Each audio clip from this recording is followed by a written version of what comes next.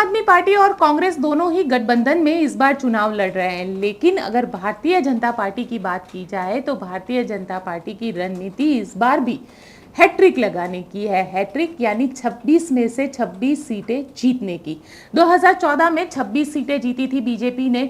जो गुजरात की सारी जो सीट है वो 26 सीट है, उसमें से 26 सीट 2014 में जीती थी। 2019 में भी भारतीय जनता पार्टी ने जीती थी और इस बार भी रणनीति यही है कि 26 में से 26 सीट भारतीय जनता पार्टी जीते और वो भी 5 लाख से ज्यादा की लीड से। हालांकि भारतीय जनता पार्टी के लिए ये जीत इतनी आसान नहीं होगी, क्योंकि कांग्रेस ने और आम आदमी पार्टी ने गठबंधन में अपने कुछ उम्मीदवार को घोषित किया है। करीब 7 उम्मीदवार को घोषित किया है, लेकिन कुछ ऐसी जगह है जहां पर मुकाबला कांटे का होगा। कौन सी ऐसी सीट है, क्या उसमें खास बात है और कांग्रेस ने ऐसे कौन से कैंडिडेट दिए हैं जहां पे मुकाबला जो है वो बेहद ही दिलचस्प होगा, जानेंगे इस रिपोर्ट में। नमस्कार, मैं हूं आपकी दोस्त गोपी घांगर।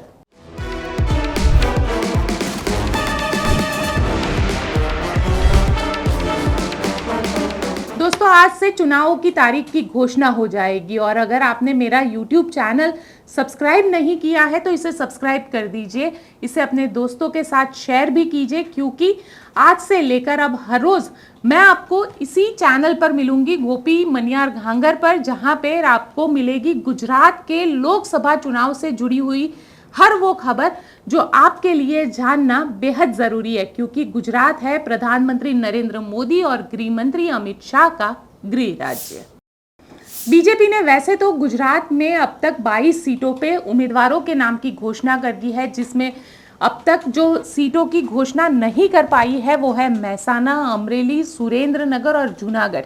जो सौराष्ट्र की 3 सीट है, एक उत्तर गुजरात की सीट है, जहां पर अब तक बीजेपी अपने उम्मीदवारों की नाम की घोषणा नहीं कर पाई है। लेकिन कांग्रेस ने अब तक 7 उम्मीदवार की घोषणा कर दी है, जिसमें उम्मीदवारों को के नाम को अगर देखने जाए तो बनासकांठा, जहां पर गेनी ठाकुर को उन्होंने टिकट दिया है। गेनी ठाकुर जो कि कांग्रेस की अभी वाव विधानसभा जो क्षेत्र है वहां से विधायक है, और गेनी ठाकुर को लेकर ये कहा जा रहा है कि गेनी ठाकुर एक ऐसी कैंडिडेट है जो भारतीय जनता पार्टी की रेखाबेन चौधरी को कांटे की टक्कर दे सकती है। गेनी ठाकुर इसलिए भी लोगों में जानी जाती है क्योंकि वो अपने बड़बोलेपन और सीधा जवाब देने को लेकर जानी जाती है। यहाँ पे लोगों को आधी रात में भी अगर गेनीबेन को फोन किया जाता है तो गेनीबेन तुरंत ही उनकी मदद के लिए पहुंच जाती है, और इसीलिए गेनीबेन को लोग ज़्यादा पसंद कर रहे हैं, क्योंकि गेनी ठाकुर जो है वो यहाँ की महिला शेरनी कही जाती है। सामने रेखा चौधरी है, रेखा चौधरी जो कि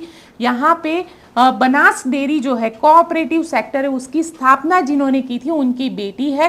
हालांकि भारतीय जनता पार्टी में इतनी ज़्यादा एक्टिव नहीं है, लेकिन ये संगठन में रेखा चौधरी जो है वो अच्छी खासी पकड़ रखती है। लेकिन ये कहा जा रहा है कि बनासकांठा का जो गणित है, जातीय आधारित गणित अगर देखने जाए तो ठाकुर वर्सेस चौधरी का हमेशा रहा है, और पहली बार ऐसा होगा कि यहाँ पे महिला को दोनों ही पार्टी, कांग्रेस और बीजेपी दोनों ही पार्टी ने महिला को टिकट दिया है, तो जीत भी महिला की ही होगी।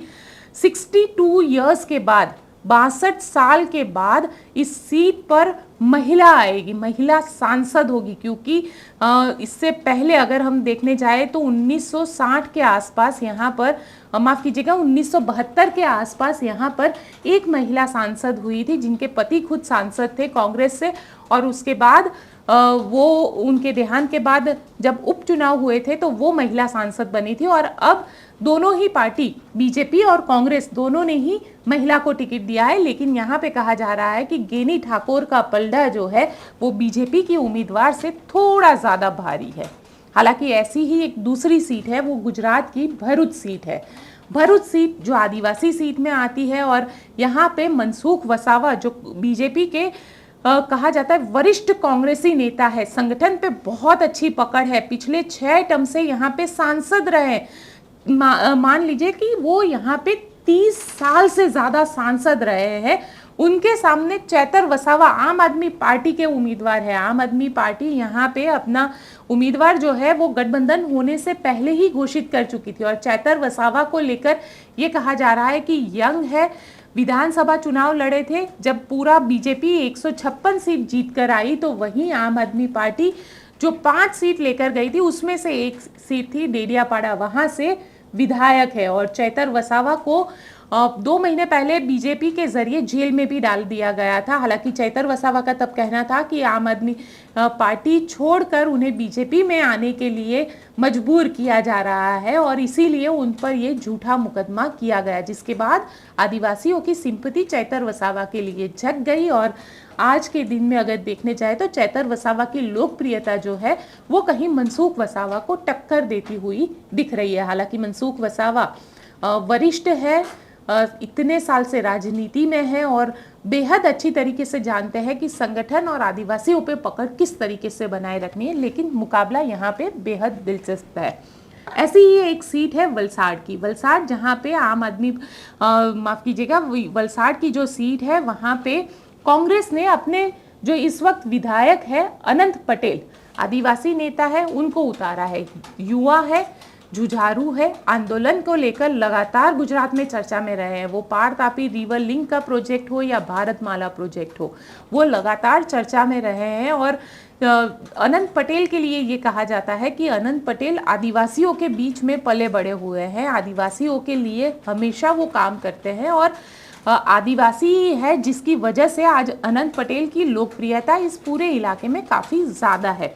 वो चाहे गरीब आदिवासियों के लिए घर मुहैया करवाना हो या फिर आदिवासियों के हक के लिए लड़ना, जल, जंगल और ज़मीन को लेकर लगातार अनंत पटेल जो है वो मैदान में दिखते हैं, सड़क पर दिखते हैं, आंदोलन करते हुए दिखते हैं। तो वही सामने बीजेपी ने धवल पटेल को टिकट दिया है। धवल पटेल भी आदिवासी समुदाय से ही आते हैं, लेकिन धवल पटेल खुद एमटेक तक पढ़े हुए हैं। कहा जाता है कि धवल पटेल कॉरपोरेट में काम करते थे, 35 लाख की उनकी सैलरी थी, जिसे छोड़कर वो राजनीति में आए। हालांकि अनंत पटेल का ये कहना है कि धवल पटेल जो है वो यहाँ के स्थानीय नहीं है, वो सूरत में रहते हैं, सूरत में पले बड़े हैं, जिस वजह से वलसाड़ में उनका स्थानीय होने का जो फ़ायदा है वो उन्हें ज़्यादा मिलेगा। हालांकि धवल पटेल को लेकर काफ़ी ज़्यादा चर्चा नहीं होती है, क्योंकि धवल पटेल एक ऐसा चेहरा है जो कह सकते हैं कि भारतीय जनता पार्टी के ज़रिए अचानक संगठन में भी नहीं थे और कहीं चर्चा में भी नहीं थे। ऐसे चेहरे को यहाँ पे उतार दिया गया है। पढ़े लिखे हैं ये बात अलग है, लेकिन आदिवासियों के लिए ये ज़रूरी होता है कि कौन उनके लिए आधी रात को खड़ा होता है, कौन उनके लिए जल, जंगल और ज़मीन के लिए लड़ाई करता है, सड़क पर उतरता है। ऐसे नेता को आदिवासी समुदाय जो है वो ज़्यादा पसंद करता है। तो इसीलिए ये कहा जाता है कि धवल पटेल के सामने अनंत पटेल का जो पलड़ा है वो यहाँ पे भारी है। तो ये 3 ऐसी सीट है, बनासकांठा, भरूच और वलसाड़। इन तीनों सीटों पर हम कह सकते हैं कि इस बार कांग्रेस जो है वो कांटे की टक्कर देगी भारतीय जनता पार्टी को।